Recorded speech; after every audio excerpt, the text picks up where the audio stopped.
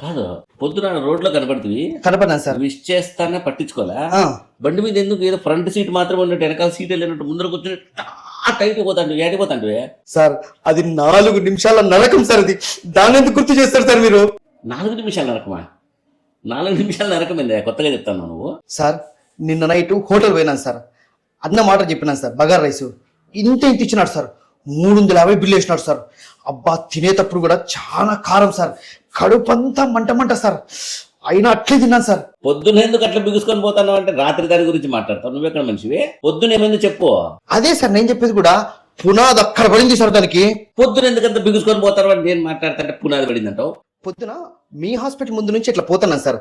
కరెక్ట్గా water plant దాటినాను sir. అంతే start అయిపోయింది సార్. అమ్మ చాలా అర్జెంట్ అయిపోయింది సార్. ఏ విజయంలో అర్థం కాలేదు సార్. ఓ పక్క మా ఇంటికి పోదామంటే 4 కిలోమీటర్లు, యాటికన్నా పోదామంటే యాటికి పోలో తెలుదు. విపరీతమైన వచ్చాడు సార్. అస్సలు కంట్రోల్ చేసుకోలేకపోతున్నాను సార్.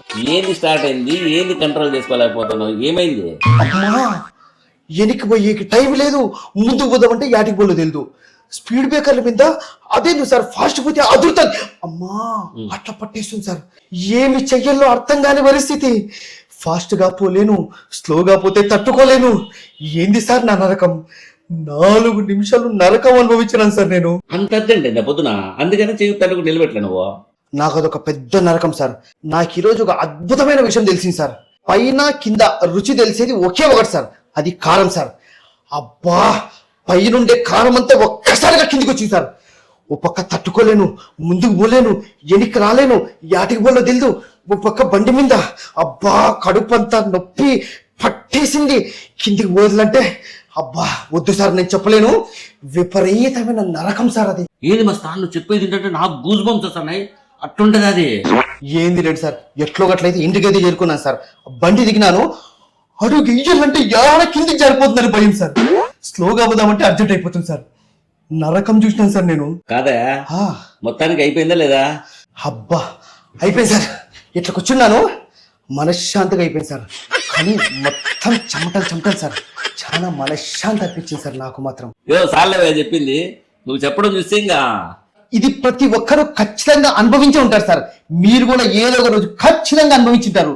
ఏ రోజు అనుభవించారో ఒక్కసారి కామెంట్ సెక్షన్ లో కామెంట్ చేసి చెప్పండి. వాళ్ళు మళ్ళీ ఫోటోలు గిటోలు పెట్టేసాము, కంపు అయిపోతుంది యూట్యూబ్ అంతా. ఏం వద్దులే, మొత్తానికి నువ్వు రిలీఫ్ అయినావా లేదా? ఆహాహాహాహా ఆ రిలీఫ్ సార్.